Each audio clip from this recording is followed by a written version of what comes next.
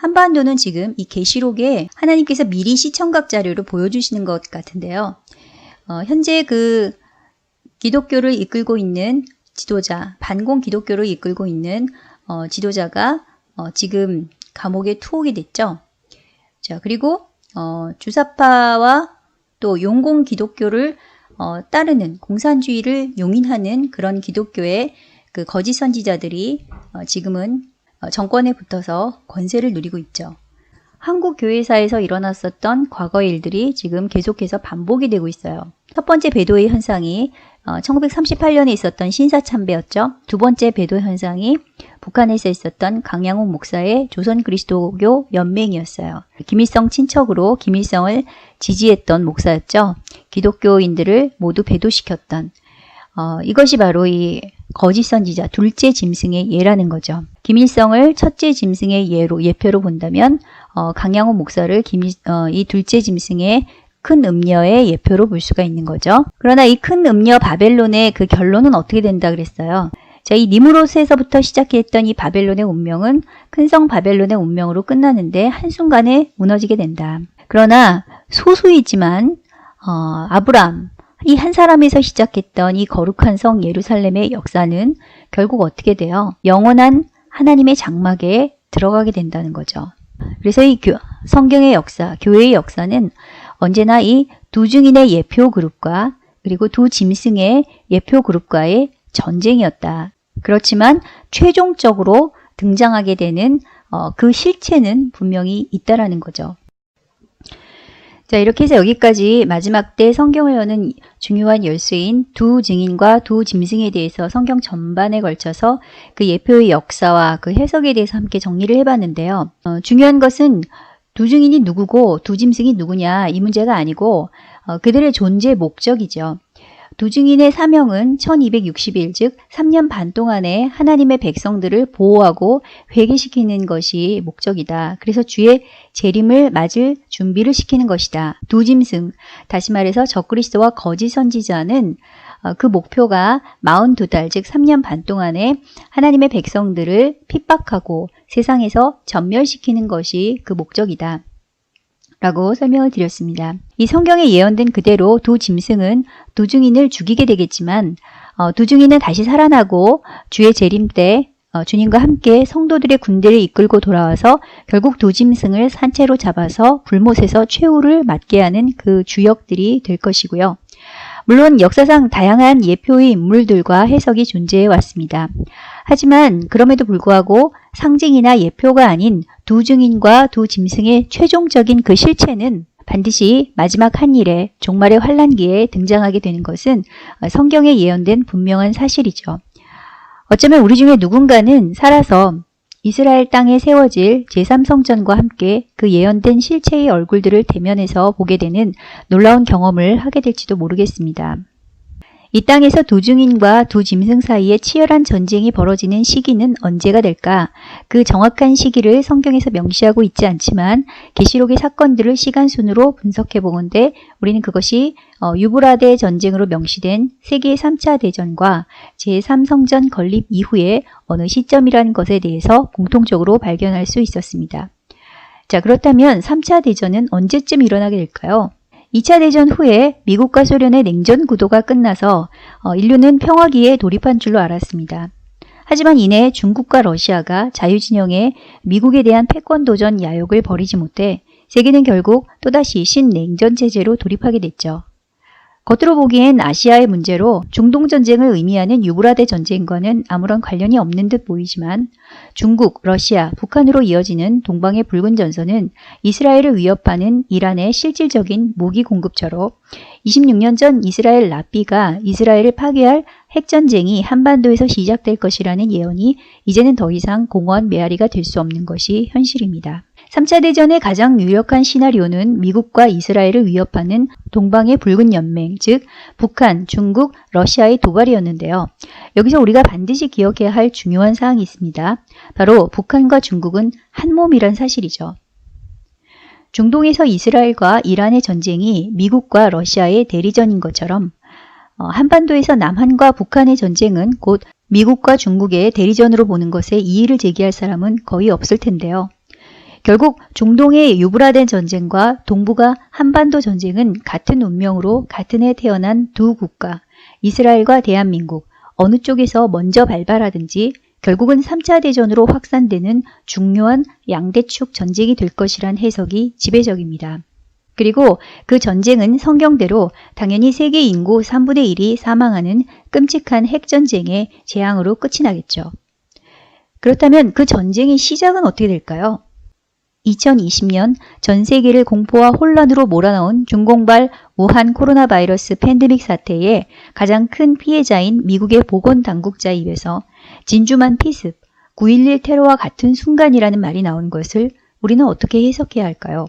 일본의 진주만 피습으로 미국은 2차 세계대전에 본격적으로 참전하게 됐고 9.11 테러 후 미국은 테러와의 전쟁을 선포하며 아프가니스탄 전쟁과 이라크 전쟁을 일으켰습니다.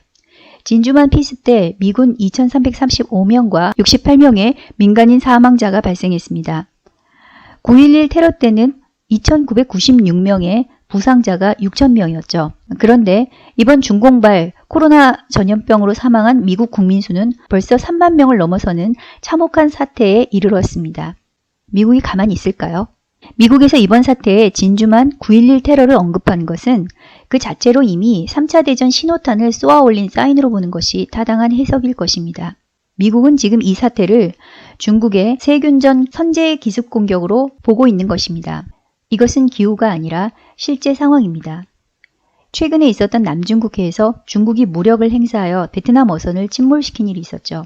그리고 항공모함 전단을 이끌고 대만을 위협하며 미국을 조롱하는 사상 초유의 사태가 발생했는데도 미국이 적극적으로 대응하지 못했던 이유는 바로 코로나에 미 핵 항공모함이 뚫렸기 때문이죠. 미국이 중국을 견제하기 위해 태평양에 배치했던 항공모함 4척에서 모두 코로나 환자가 발생해서 괌과 일본 그리고 미국 서부 해군 기지에 퇴각했습니다. 이 틈에 중국이 남중국해를 휘젓고 있는 이 현 상황에 대한 전문가의 시각은 이미 생화학 무기를 동원해 중국이 미국을 피습해서 3차 대전을 시작했다고 보는 것입니다. 미중 전쟁에 대한 거의 모든 시뮬레이션에서 미국이 승리했지만 단 한 가지 예외가 있었는데요. 그것은 바로 중국이 암살자의 철퇴라고 부르는 생물학적 무기를 동원해서 미국을 공격할 때였습니다. 바로 이 시나리오가 현실로 나타나고 있는 것입니다. 결국 3차 대전의 서막은 2020년 중국의 미국에 대한 세균전 공격으로 시작된 것입니다. 3차 대전의 가장 중요한 한 축인 미국과 중국의 최전방 접견지는 바로 한국과 대만입니다. 박근혜 정부 때 북진 통일을 가정해서 두만강과 압록강 라인까지 확보해서 구축했던 미국의 아시아 지역 방어선 신에치스 라인은 친중 정권인 문재인 정부가 들어서면서 붕괴됐고 결국 한국은 제외되고 대만은 포함되는 최악의 방향으로 치닫고 있습니다. 이것이 의미하는 바가 무엇일까요? 단순히 주한미군 철수 문제가 아니라 중국의 편에서는 한국은 더 이상 미국의 보호 대상도 아니고 동맹도 아니며 언제든지 미국과 중국이 충돌하게 되면 한국은 중국과 함께 미국의 적으로 간주될 수 있다는 무서운 경고인 것입니다. 이미 2015년 출간된 유령 함대는 3차 대전은 중국의 미국 공격으로 시작된다는 것을 다뤄서 전 세계적인 주목을 받은 바가 있습니다. 책에서는 세균전보다 중국의 사이버 공격으로 미군의 최첨단 무기들이 무력화된다는 시나리오로 사이버전을 테마로 잡았는데 물론 이 또한 곧 현실화되겠지만 세계는 지금 이미 중공발 코로나 사태를 3차 대전 사태로 간주해서 거의 모든 나라가 전시상황 체제로 들어간 상태죠. 지난 3월 14일 트럼프 미 대통령이 코로나로 국가 비상사태를 선포한 이후에 미국에서는 이것이 중국의 생물 무기전이라는 자각이 일어나면서 실제 자국 내 감염 규모를 완벽하게 은폐하고 있는 중국 정부에 대해서 20조 달러의 손해배상 소송이 제기되었습니다.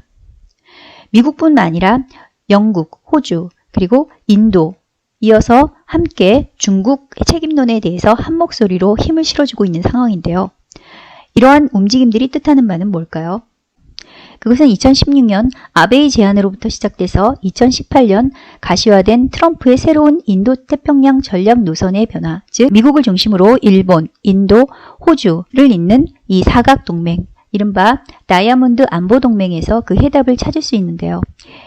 친중국 노선을 선포한 한국이 이 동맹에서 제외된 사실에서도 짐작하실 수 있듯이 미국의 새로운 안보 전략 다이아몬드 동맹의 목적은 중국의 태평양 진출을 막고 나아가 중국과 전쟁을 준비하는 연합전선을 구축하는 것입니다. 코로나 사태를 발화점으로 시작된 3차 대전의 양대 구도는 중국과 반미 친중 국가연합 대 미국과 친미 반중 국가연합, 이른바 인도, 호주, 일본, 영국, 대만, 나아가 이스라엘까지 이렇게 설정이 됐고 앞으로도 계속 그 방향으로 확산돼서 갈 것이라는 사실을 짐작하게 하는 자료라고 할 수 있습니다. 여기에서 반미 친중 국가연합에 들어가는 것이 이제는 남북한 연방 코리아라는 것이 유력하죠. 앞서 강의에서도 설명드렸던 것처럼 이번 중공 코로나 바이러스로 미국 중심부를 공격하는 시나리오는 이미 1995년에 제작된 일루미나티 카드에 제시된 것처럼 세상을 움직이는 어둠의 엘리트 세력들, 그림자 정부의 계획과 음모였습니다. 그렇게까지 해서 결국 달성하려는 그들의 최종 목표는 언제다 그렇듯이 신세계 질서입니다. 그것은 미국인이지만 실제 미국이 아닌 어둠의 세력, 그림자 정부를 위해서 일하는 대변인인 헨리 키신저의 이번 사태에 대한 발언에서도 여지없이 드러났는데요. 그가 월스트리트 기고문을 통해서 대놓고 이번 코로나19 사태로 세계 질서가 완전히 바뀔 것이라고 공언한 것이 그 증거입니다. 그들이 꿈꾸는 신세계 질서란 결국 우리가 지금까지 계시록을 통해서 살펴본 바대로 마지막 환란기에 등장할 두 짐승이 이끄는 세계 단일 정부, 세계 단일 종교, 그리고 세계 단일 화폐인 짐승의 표, 즉 전 인류를 한 번에 감시, 통제할 수 있는 전체주의, 빅브라더 시스템을 의미하는 것이죠. 중공과 북한의 뒤에는 키신저와 글로벌리스트들의 손이 있다는 말이 이번 중공발 코로나 사태와 북한 핵 개발 사태에서 사실로 드러난 것입니다. 세월호부터 박 대통령 탄핵, 그리고 촛불좌파 정부의 등극에 이르기까지 대한민국의 급속한 중국 속국화, 공산화 과정에서도 이러한 어둠의 손길들은 더욱 은밀하고 강력하게 작용해 왔는데요. 코로나 격리자에게 GPS 위치 추적 칩이 내장된 손목 밴드를 착용시키는 조치에 국민의 80%가 찬성을 하고 일주일에 한 번, 1시간에 불과한 주일 예배를 강행하는 교회에 대해서는 국가는 500명의 경찰과 공무원을 배치하고 구상권까지 청구하는 행정명령을 발동하면서 매일 밤 새벽까지 몸을 부대끼면서 술 마시고 흔들어대는 유흥업소들에 대해서는 생계 문제라며 권고에 그치고 공무원을 4명밖에 배치하지 않는 이 이해할 수 없는 불공정한 처사들이 의미하는 바는 뭘까요? 결국 코로나를 빌미로 해서 지금 정부에서 취하고 있는 조치들의 실제 목적은 방역이 아니라 정치, 구체적으로 정부를 반대하는 교회에 대해서 탄압하겠다는 것, 그것을 여실히 드러내는 현실이라고 할 수 있겠죠. 3차 대전은 이미 시작되었고 종말의 시계는 카운트다운에 들어갔습니다. 교회와 성도들은 이제 현실을 직시해야 합니다. 코로나 사태가 진정되더라도 앞으로 반복적으로 전 세계는 통제 불가능한 더 강력한 생화학전에 많은 인명과 재산의 피해를 입게 될 것입니다. 사상 유례 없는 식량난, 경제 대공황의 쓰나미가 전 세계를 뒤덮게 될 것이고 각국 정부는 대규모 자금을 풀어서 재난수당을 지급하고 국민을 길들이는 사회주의 배급체제가 가속화될 것입니다. 방역 차원이라면서 재난안전망 이름으로 전 국민 감시 통제 시스템이 확산되고 전 세계 시민들의 생체 정보가 자기도 모르게 빅데이터로 급속하게 수집되어 갈 것입니다. 어느 시점이 되면 달러마저 붕괴가 되고 세계 공용 단일 화폐가 등장할 것입니다. 지금 세계는 이미 전시 상황입니다. 3차 대전의 시작이 중공의 코로나 세균전이었다면 그 끝은 성경에 예언된 대로 인류의 3분의 1이 한날 한시에 사망하는 핵전쟁이 될 것입니다. 그 이후에는 무슨 일이 일어날까요? 2020년 6월에 있을 예정인 교황의 종교통합선언 이후에 유대교 지도자들의 소망대로 2022년까지 제3성전이 예루살렘에 세워지는 계획이 실현된다면 앞으로 있을 3차 대전의 확산 과정에서 전 세계는 여지껏 경험한 적이 없던 최악의 재난과 재앙의 터널들을 통과해야 할 것입니다. 그때까지 저를 포함해 이 설교를 듣고 계신 분 중에 누가 살아남게 될지는 아무도 장담할 수 없지만 생존하게 되신다면 예언된 두 증인과 두 짐승의 실체를 실제 눈으로 목격하게 될 그때에 지금부터 제가 전하는 이 메시지를 꼭 기억하시길 바랍니다. 한동안 악의 세력을 진압하는 두 증인의 놀라운 표적과 기적을 보며 전 세계에 생존한 그리스도인들이 한 줄기 희망의 빛을 보고 열광적으로 그들을 지지하며 응원할 것입니다. 하지만 결국 전 세계 모든 미디어와 언론을 장악한 짐승과 그 군대가 더 이상 두 증인을 두고 보지 않을 것이며 가공할 힘과 권력을 동원해 두 증인을 죽일 것입니다. 그때부터가 중요합니다. 바로 그때 전 세계는 그들의 죽음에 축배를 올리며 마치 세상의 악의 근원이 제거된 것처럼 자축할 것입니다. 두 증인을 지지하고 변호했던 모든 그리스도인들은 언론과 미디어에 의해 함께 광신자들로 매도될 것이고 신세계 평화 질서를 위협하는 극우 테러리스트들로 분류돼서 제거 대상 1호 리스트에 올라 온갖 누명과 살해 위협과 핍박에 시달리게 될 것입니다. 물론 이때는 아직 짐승의 표가 시작되기 전일 것입니다. 그러나 많은 그리스도인들이 이 시기에 두 짐승이 펼치는 거짓 평화쇼에 속아 짐승의 편에 서게 되는 배도의 길을 미리 선택할 것입니다. 세상의 눈으로 봤을 때는 그들의 선택이 지극히 이성적이고 합리적으로 보일 것입니다. 두 증인은 너무 과격하고 극단주의적이고 세계 평화를 해치는 이스라엘 민족주의자요 기독교 근본주의자로 보일 것이기 때문입니다. 하지만 만일 그때 목숨을 걸고 하나님의 뜻을 전하는 두 증인을 비난하고 매도하는 두 짐승의 편에 여러분들이 서신다면 반드시 기억하십시오. 그것은 이미 짐승의 표를 받는 라인 안에 그 줄 안에 여러분들이 들어가게 되는 행동이라는 것을. 하나님께서 어차피 짐승의 손에 죽게 될 줄 알면서 두 증인을 보내신 이유는 바로 마지막 때 누가 하나님의 표를 받은 자인지 누가 짐승의 표를 받을 자인지 미리 확인하기 위해서 구분해서 줄 세우는 과정이란 사실을 명심하시길 바랍니다. 지금 대한민국에서 벌어지고 있는 일들은 계시록에 기록된 마지막 환란기의 예고편이라고 할 수 있습니다. 2019년 10월 3일 개국 이래 최대의 대한민국 국민이 나라를 중국과 북한 공산당에 팔아넘기려는 정권을 규탄하기 위해 태극기를 들고 제2의 4.19 혁명을 부르짖으며 한 선지자를 중심으로 분연히 일어섰습니다. 주사파 정권이 들어선 후 많은 의인들이 억울한 죽음을 당해야 했고 마침내 대통령의 부정선거 개입 의혹까지 터져나오게 되었죠. 그러나 여전히 국민 대다수는 침묵했습니다. 이미 총선 전에 미국 외신에서 문정부가 코로나를 이용해 미디어를 조작하고 왜곡 보도를 통해서 한국민들을 납치하는 부정선거를 주의해야 한다는 보도가 나왔습니다. 그리고 그즈음 미 해리스 대사가 올 11월부로 사임을 원한다는 충격적인 외신 보도까지 나왔었죠. 2020년 2월 4일 여당의 원내대표 이인영 씨는 대한민국 헌법의 기초인 자유시장 경제에 위배되는 중국식 토지 국유화 개헌을 총선 후 논의하겠다고 공개적으로 표명했습니다. 그럼에도 불구하고 대한민국의 운명을 결정짓는 21대 총선에서 국민 대다수는 침묵의 정도가 아니라 아예 이러한 사회주의 좌클릭에 힘을 실어주는 여당 압승이라는 참담한 결과로 대한민국의 멸망을 가속화시키고 말았습니다. 오늘은 4.19가 일어난 지 60주년의 날이죠. 제2의 4.19 혁명이 정말 일어날 수 있을까요?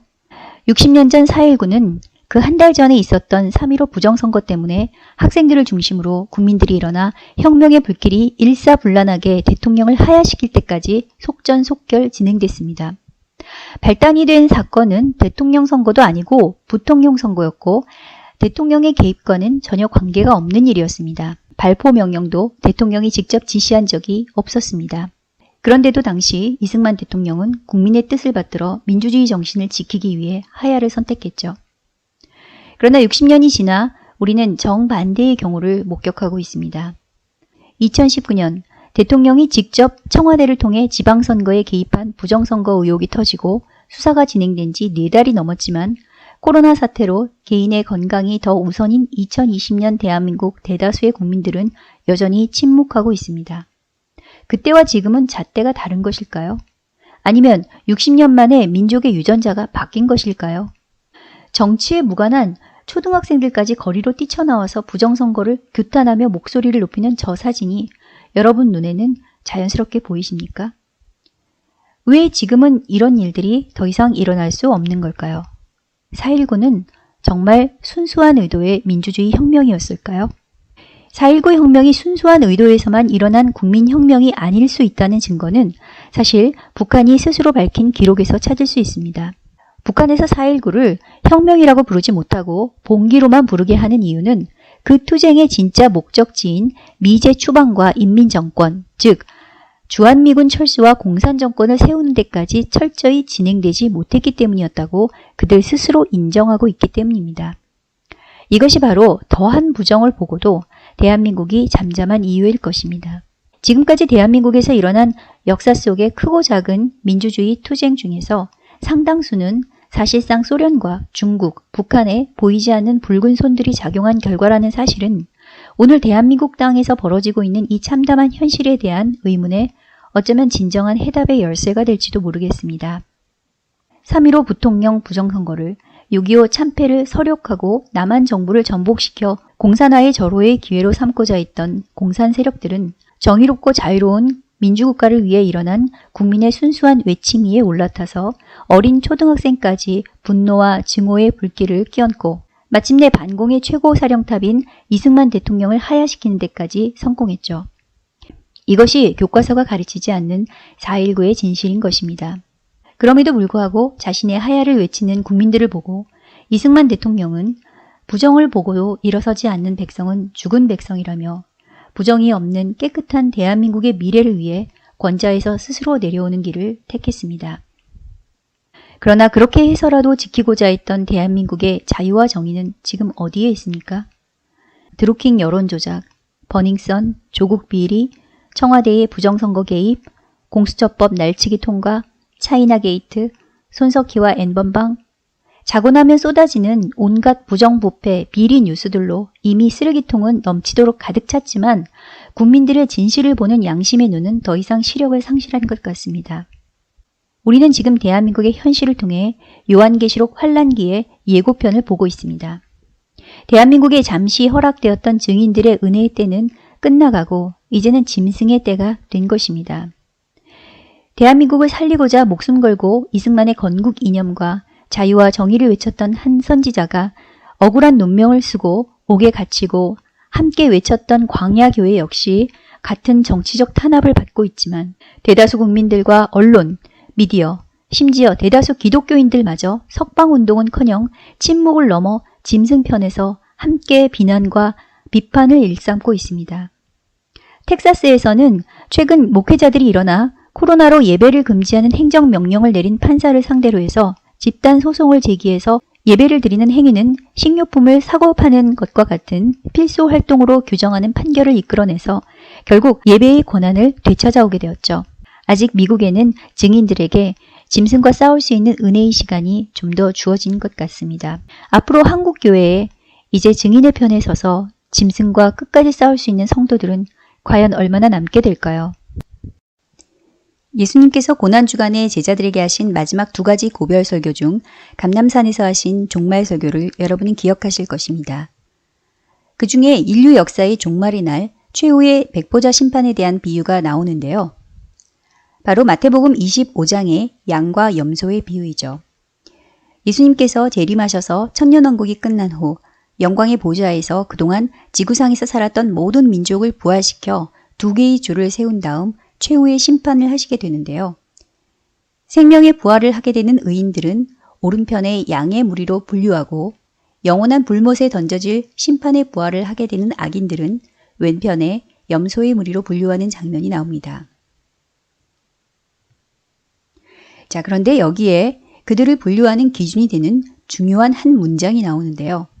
바로 25장 40절에 내 형제 중에 지극히 작은 자 하나에게 한 것이 곧 내게 한 것이니라 는 말씀입니다. 다시 말해 땅에 거했을 때 예수님의 형제 중 지극히 작은 자 하나에게 선하게 대하면 그는 양의 줄에 세우시고 악하게 대한 자는 염소의 줄에 세우시겠다는 말씀으로 해석되죠. 이것은 영원한 천국행과 영원한 지옥행을 결정짓는 매우 중요한 키가 될 수 있기 때문에 가볍게 지나가서는 결코 안 되는 말씀입니다. 예수님의 형제, 가족은 누구일까요? 그냥 해방신학에서 늘 강조하듯이 세상의 모든 가난한 자, 약한 자, 소외된 자를 가리키는 말일까요? 우리는 이것을 마태복음 12장, 마가복음 3장, 누가복음 8장에서 예수님께서 직접 내리신 정의에서 찾아보아야 할 것입니다. 예수님은 분명하게 하늘에 계신 내 아버지, 하나님의 뜻대로 행하는 자, 하나님의 말씀을 듣고 행하는 이 사람들, 곧 예수님의 진정한 제자들이 내 형제요, 자매요, 어머니라고 가르쳐주고 계십니다. 그렇다면 지극히 작은 자는 누구일까요? 누가복음 9장 48절에 예수님께서는 누구든지 내 이름으로 어린아이를 영접하면 곧 나를 영접하며 또 누구든지 나를 영접하면 곧 나를 보내신 이를 영접함이라. 너희 모든 사람 중에 가장 작은 그가 큰 자니라고 말씀하셨습니다. 너희는 여기에서 제자들이기 때문에 제자들 중에 어린아이와 같이 가장 자신을 낮추며 겸손한 자가 세상에서는 지극히 작은 자일지 몰라도 천국에서는 가장 큰 자라는 교훈인 것입니다. 결국 누가 최후 심판의 그날에 영원한 천국을 상속받는 오른편의 양들의 줄에 세워질 것인가? 이 땅에 사는 동안 하나님의 말씀을 듣고 그분의 뜻대로 행하는 주의 제자들 중에 가장 어린아이같이 자기를 낮추고 순수하게 목숨을 걸고 교회를 보호하고 악으로부터 지키는 자들이 있습니다. 그들은 땅에 속한 자들이 볼 때는 세상에서 가장 우습게 보이고 멸시와 천대와 혐오의 대상으로 여겨지지만 하늘에서는 가장 큰 자들인 것입니다. 이들이야말로 바로 하나님의 백성들을 보호하고 준비시키는 자, 바로 두 증인과 같이 주께서 주를 대신하여 교회를 지키며 짐승과 죽도록 싸우라고 이 땅에 보내신 증인들인 것이죠. 바로 이 증인들에 대해 선을 행함, 그들이 줄일 때 먹을 것을 주고 목마를 때 마시게 하고 나그네 되었을 때 영접하고 헐벗었을 때 옷을 입히고 병들었을 때 돌보고 옥에 갇혔을 때 와서 돌아보는 선을 베푼 사람들을 예수님께서는 영원히 기억하시고 그날의 양무리의 편에 서게 하신다는 말씀인 것입니다. 도중인의 증인에 해당하는 헬라어 마르티스는 순교자와 동의어로도 쓰이는데요. 도중인이 맞서 싸워야 하는 운명의 숙적, 짐승의 헬라어는 데리온으로 그 어원이 되는 데라는 덫, 함정이라는 뜻이 있습니다. 결국 증인이란 성도들을 살리기 위해 하나님의 말씀을 증언함에 있어서 성도들을 죽이기 위해 사탄이 쳐놓은 덫인 짐승, 적그리스도에 맞서서 싸우다가 자신의 생명을 바치는 사람들인 것입니다.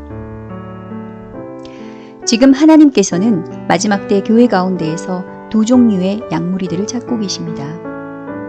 한 부류는 무소불위의 권력을 휘두르는 짐승과 맞짱 떠 순교하는 증인들이요.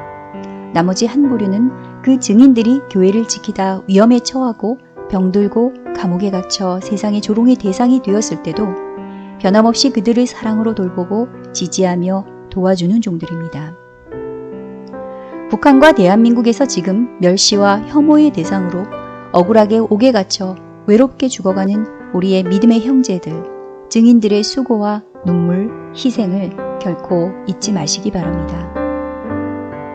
만일 대다수 교회가 계속 그들을 잊고 여전히 침묵을 지키며 오히려 짐승 정권의 편에 서서 하나님이 보내신 증인들을 손가락질하고 수치로 여기며 함께 비난한다면 그것으로 대한민국은 정말 돌이킬 수 없는 하나님의 무서운 저주와 심판의 칼날을 경험하게 될 것입니다. 반면에 비록 소수에 불과하다 할지라도 증인의 편에 서서 끝까지 진리를 지키기 위해 싸우는 양무리의 종들은 무너지는 대한민국을 막아서는 마지막 보루가 될 것입니다. 이 시간 어떠한 절망적인 상황 가운데서도 저와 여러분 모두 마지막까지 주를 위해 교회를 지키기 위해 짐승들과 목숨 걸고 싸우는 증인들의 고통을 외면하지 않고 증인들과 함께 핍박의 좁은 길을 묵묵히 걸어가는 오른편에 속한 선한 양무리의 종들이 되시기를 온 세상의 진정한 구주이신 우리 주 예수 그리스도의 이름으로 축복합니다.